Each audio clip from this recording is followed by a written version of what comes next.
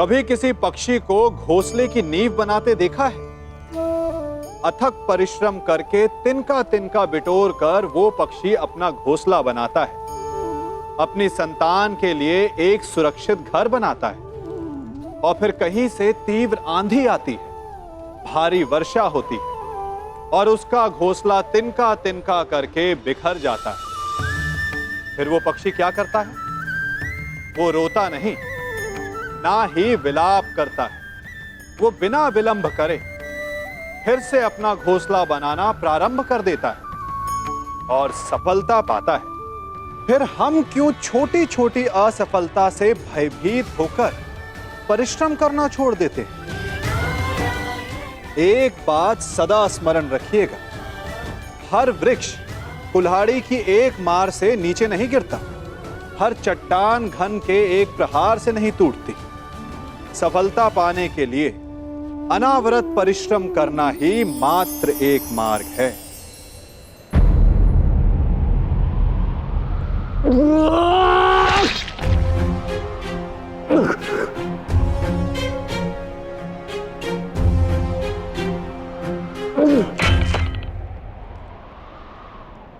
तो क्या ये आपका न्याय है?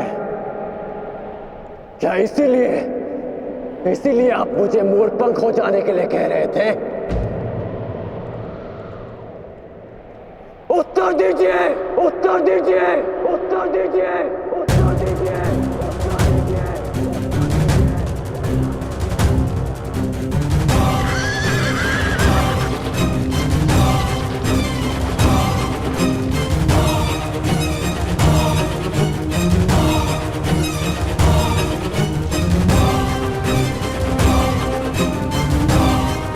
उत्तर दीजिए माधव।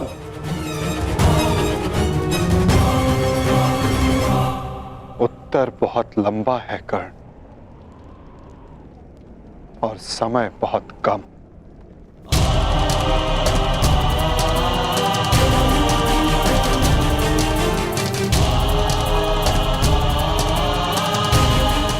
परंतु अपने मित्र के प्रश्नों का उत्तर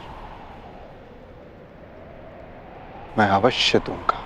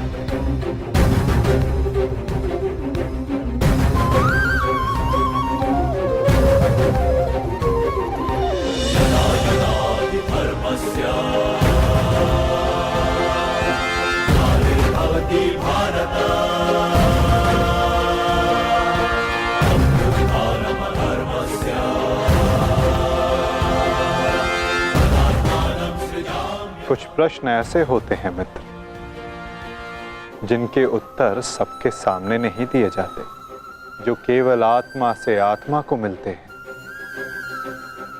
अब समय थम गया है, पूछो, क्या प्रश्न है तुम्हारे मन में?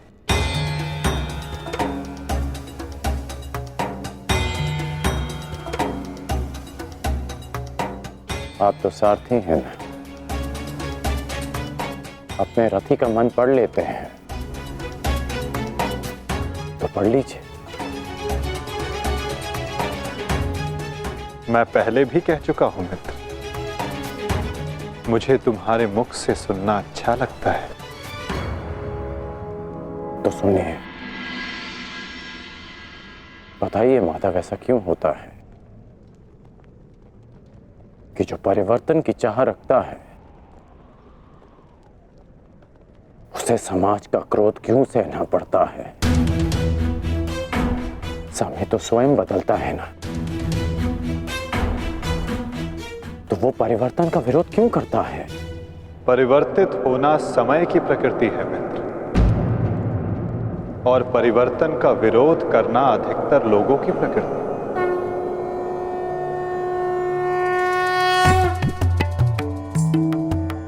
परिवर्तन के कारण मनुष्य को अस्थिर होना पड़ता है, और यही अस्थिरता मनुष्य को पीड़ा देती है मित्र। इसी कारण समाज परिवर्तन के विरुद्ध खड़ा होता है, परिवर्तन करने वालों को पीड़ा देता है ताकि वो परिवर्तन के मार्ग से हट जाए। तो क्या इस विरोध के फलस्वरूप समाज को अधिकार है कि वो एक अबोध की हत्या करे? क्या दोष था मेरे भाई शौनक?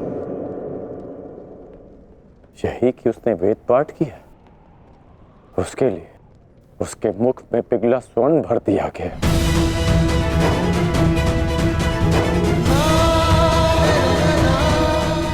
क्या कोई विद्या सीखना दोष है माधव? आप ही कहते हैं ना कि सबकी आत्मा एक है। यदि ऐसा है माधव, तो शरीर को जाति के बंधनों में क्यों बांधा जाता है? क्यों गुरु द्रोण ने मुझे जाति के नाम पर शिक्षा नहीं दी? मैं केवल और केवल राजकुमारों को ही शिक्षा देता हूं। विश्व के इतने घातक अस्त्र होने के पश्चात भी रंगभूमि में क्यों मुझे प्रदर्शन करने से रोका गया? तुम्हें द्वंद्व की अनुमति कदापि नहीं मिल सकती। अर्जुन कुरुवंशी है, अर्जुन क्षत्रिय है, अर्जुन राजकुमार है, और तुम केवल एक सूत पुत्र हो। सूत पुत्र। क्यों हर बार मेरे कौशल को सूत पुत्र कहकर दबा दिया जाता है?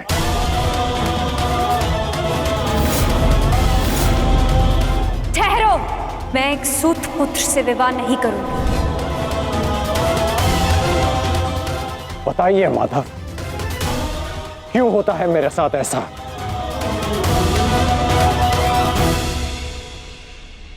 चूंकि तुम विशेष थे कर्ण,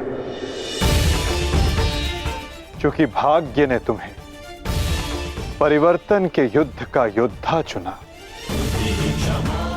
और जो विशेष होते हैं उनकी परीक्षाएं भी विशेष होती हैं। जो अग्नि बुझाने का प्रयत्न करते हैं उनके हाथ भी जलते हैं मित्र। तपाया स्वर्ण को जाता है ताकि वो कुंदन बन सके, ना कि ताम्र या लौह को।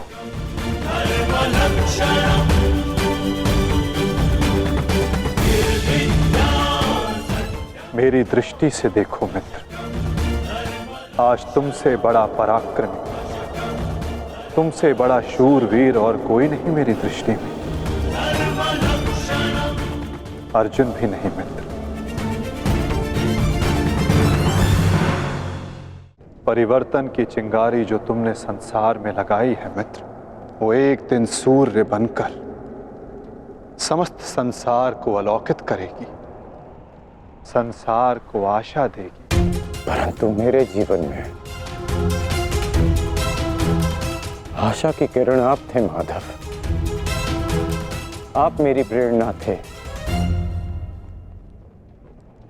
फिर क्यों अन्याय किया आपने मेरे साथ? आप तो जानते थे ना कि मैं सूत पुत्र नहीं हूं। फिर क्यों सदा मेरे और अर्जुन के द्वंद्व को रोका आपने? और आज भी युद्ध भूमि से दूर मुझे आप यहां ले आए। क्यों धर्म के रथ पर बैठकर आपने अधर्म का बाण चलाया? क्यों माधव?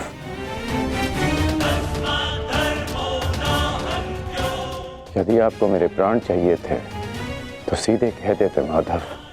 मैं प्रसन्नता से अपना शीश काटकर थाली में आपको भेंट कर देता।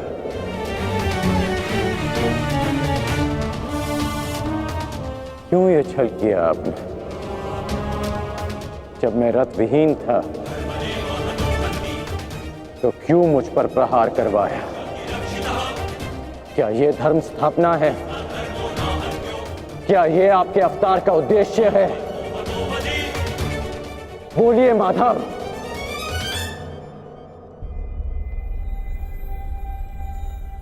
आप उत्तर क्यों नहीं दे रहे हैं? अर्जुन से पूर्व मैं आपका रथी था, आप मेरे सारथी थे, और आप ही कहते हैं ना कि सारथी रथी का मन पढ़ लेता है। तो आज क्या हुआ? आपको मेरे प्रश्न पता है, फिर उसके उत्तर क्यों नहीं दे रहे हैं आप? बोलिए।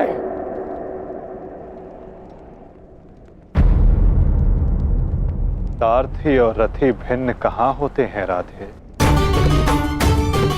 वो दोनों तो एक अंग होते हैं। जब एक सारथी अपने रथी के मन में उठने वाले प्रश्नों को समझ जाता है, तो क्या रथी को अपने प्रश्नों का उत्तर अभी तक नहीं मिला? मैं परशुराम तुम्हें श्राप देता हूं। जिस समय तुम्हें इन दिव्यास्त्रों की सबसे अधिक आवश्यकता होगी, उस समय तुम इसके अनुसंधान की विधि भूल जाओगे। ब्रह्मास्त्र का आवाहन भूलने पर भी तुम्हें भान नहीं हुआ मित्र कि ये सब क्या है और क्यों हुआ?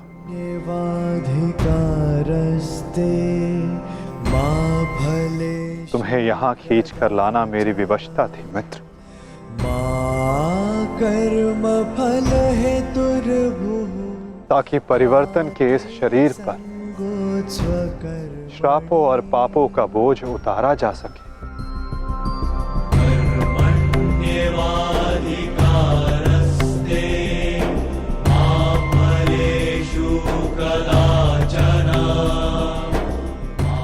तुम्हारे रथ का चक्का पहली बार नहीं फंसा है कर्ण। स्मरण है पहली बार तुम्हारे रथ का चक्का कहां फंसा था?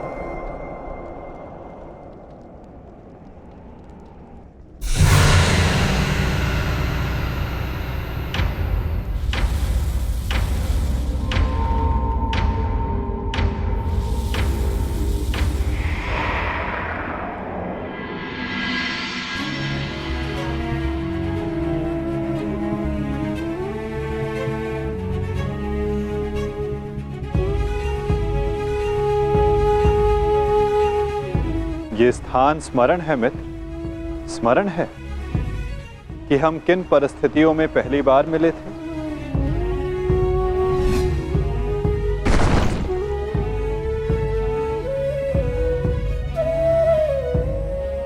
वर्तमान के कर्म भविष्य में फलदायी होते हैं अंगराज। कोई ऐसा कार्य मत करना कि भविष्य पीड़ादायी हो। कर्म मनुष्य के मार्ग चुनने से निश्चित होता है अंगराज। प्रश्न ये करना चाहिए कि मार्ग कौन सा चुना जाए, क्योंकि लक्ष्य उत्तम होने पर भी यदि मार्ग अनुचित हो तो लक्ष्य प्राप्ति असंभव है।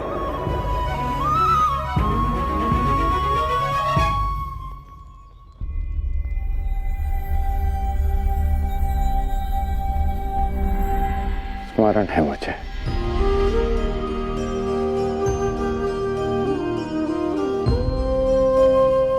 मैं प्रारब्ध बदलना चाहता था मित्र, किंतु दुर्भाग्य समय प्रबल है। तुम्हारे वचनों के कारण, श्रापों के कारण और पापों के कारण इस वर्तमान स्थिति में आना ही पड़ा कर्ण। वचन और श्राप, इन दोनों का बोझ मैं समझता हूं, परंतु पाप, मैंने कौन सा पाप किया माधव? परिवर्तन की चाह रखना क्या ये पाप है? अपने गुरु के विश्राम को भंग न करना, क्या ये पाप है? अपने मित्र की सहायता करना, जिसने सदैव मुझे सहारा दिया, क्या ये पाप है?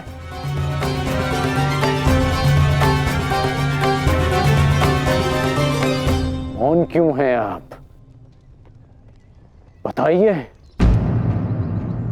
मौन, यही मौन तुम्हारा पाप था मित्र। तुम्हारी चुप्पी तुम्हारा अपराध था।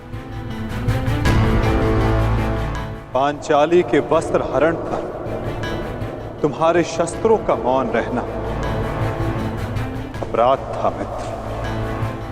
होश में आओ दुर्योधन, तुम्हारा प्रतिशोध पूर्ण हुआ, मत करो यह अनर्थ। प्रतिशोध तो अभी आरंभ हुआ है मित्र, और अब इसके मध्य में तुम्हें भी नहीं आने दूंगा।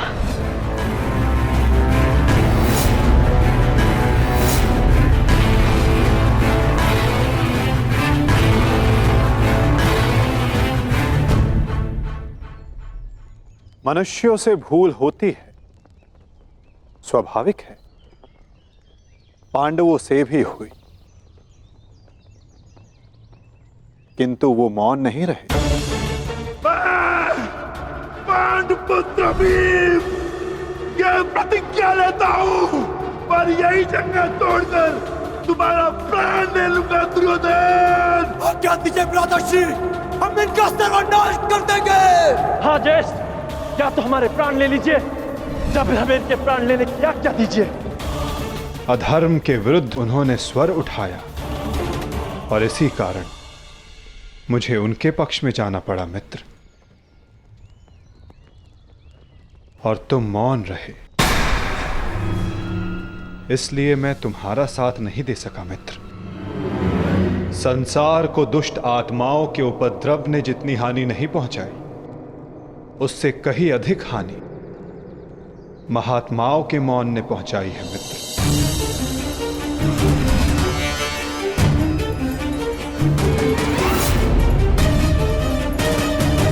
अभिमन्यु के वध पर तुम्हारा मौन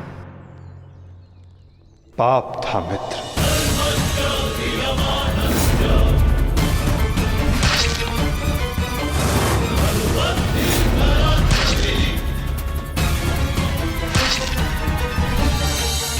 दुर्योधन के हर उठते स्वर पर तुम्हारा दबता स्वर अन्याय था।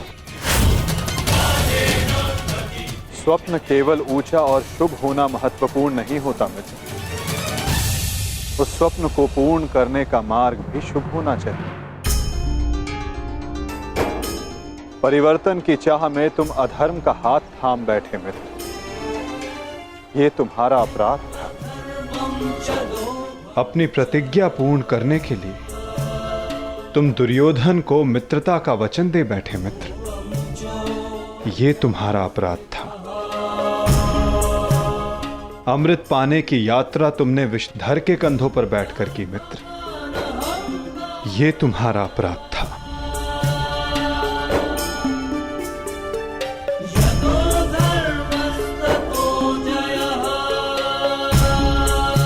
समय बहुत कम मनुष्यों को संकेत देता है कि उनका चुना गया मार्ग अनुचित है। मैंने भी तुम्हें कई बार संकेत देने का प्रयास किया मित्र, अवसर तुम्हें मिला था मित्र, कई बार मिला था, किंतु अपने वचन के कारण तुम सत्य के मार्ग पर ना आ सके मित्र, ये तुम्हारा अपराध था। अवश्य तुम थाली में सजाकर मुझे अपना सर दे देते, किंतु उनसे उन पापों का, उन श्रापों का भार कम नहीं होता मित्र, जिनको तुमने अपने कंधों पर लादा हुआ है। हम सब अपने चयनों का उत्पाद होते हैं मित्र, हमारे चयन ही हमारा प्रारब्ध निश्चित करते हैं, और आज इस पल का निश्चय तुम्हारे चयन ने किया है।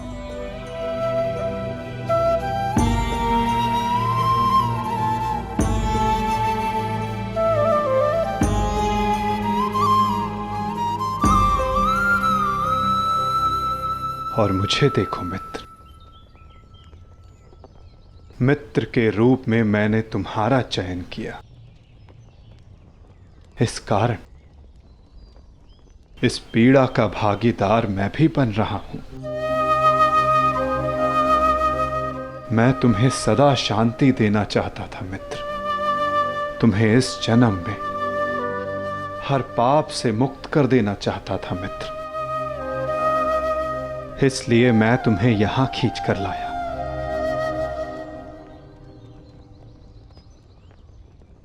मुक्त हो जाओ मित्र, मुक्त हो जाओ कर्ण।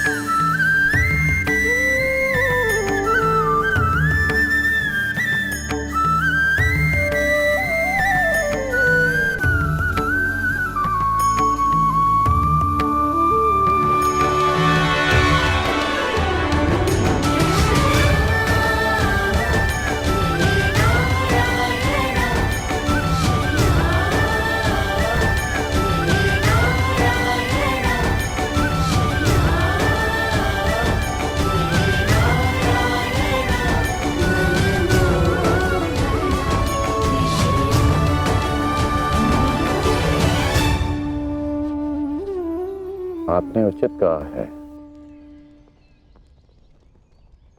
कि हम सब अपने चयन का उत्पाद हैं।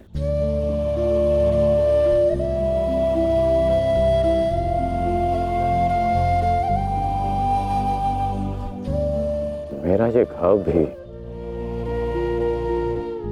मेरे चयन का परिणाम था।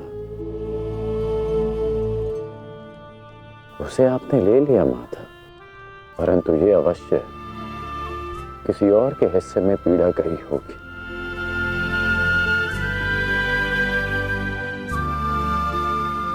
ये पीड़ा किसके हिस्से में गई होगी माता? उसे जो नहीं चाहता कि किसी और को पीड़ा सहनी पड़े। पीड़ा को टाला नहीं जा सकता मित्र, किंतु बांटा अवश्य जा सकता है। एक मित्र ही मित्र की पीड़ा बांटता है।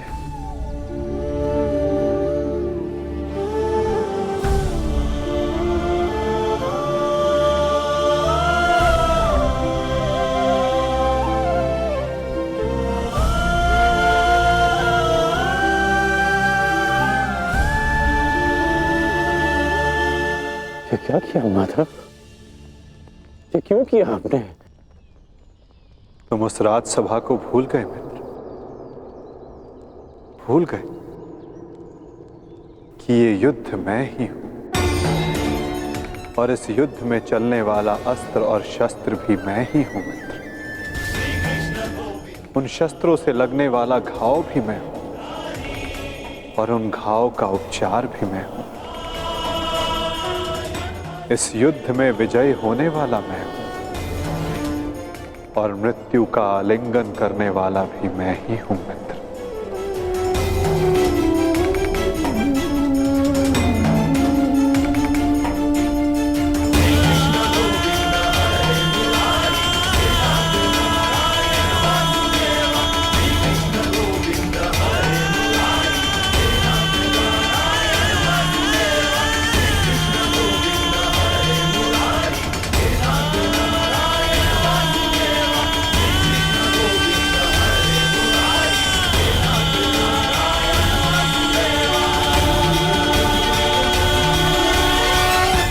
हम दोनों मित्र हैं।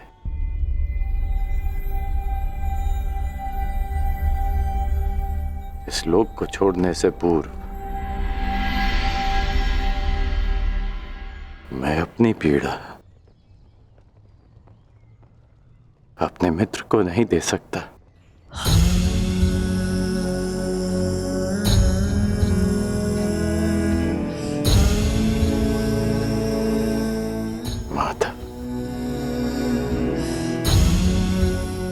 मेरे जीवन रथ को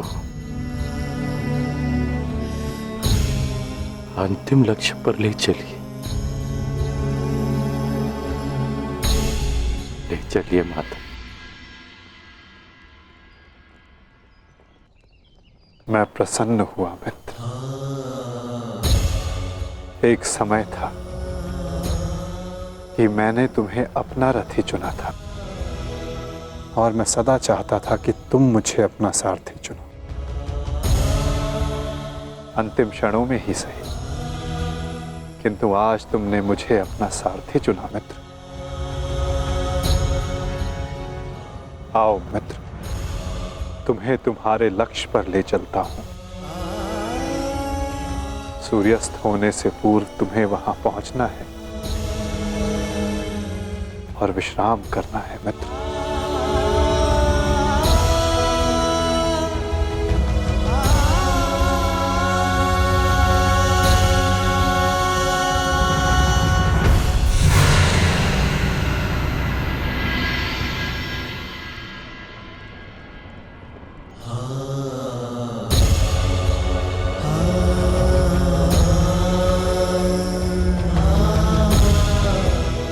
अपने चयन की नियति स्वीकार करने को सज्ज हो जाओ मित्र।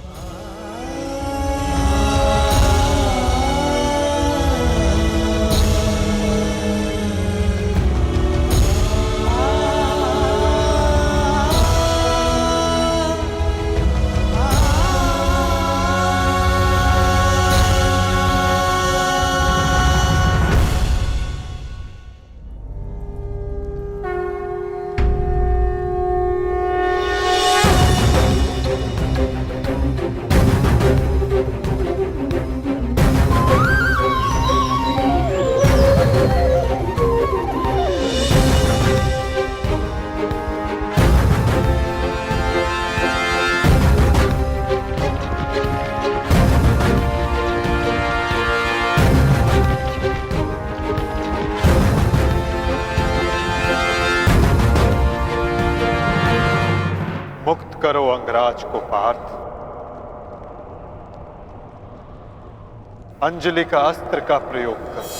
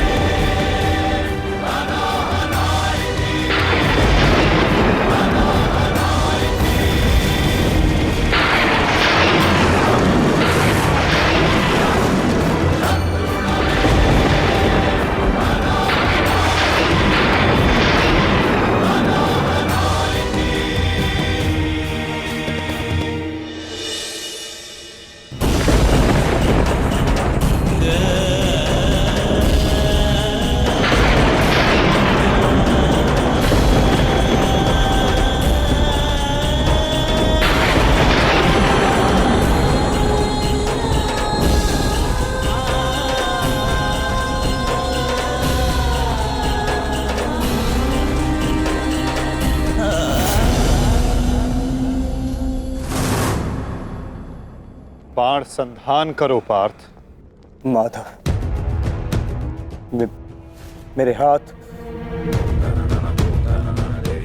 कांप रहे हैं। नहीं पार्थ, तुम पाप नहीं कर रहे, पुण्य कर रहे हो। तुम एक सदात्मा को उसके भार से मुक्त कर रहे हो।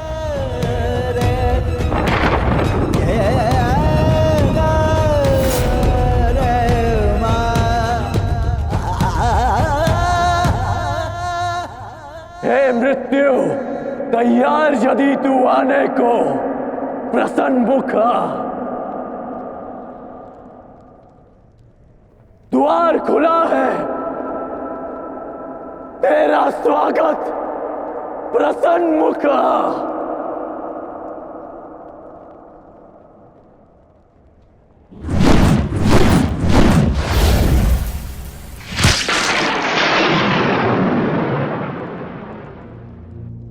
है मृत्यु तैयार यदि तू आने को, प्रसन्न मुख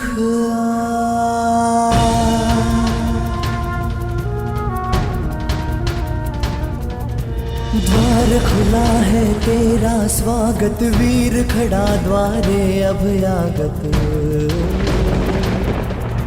द्वार खुला है, तेरा स्वागत वीर खड़ा द्वारे अभयागत।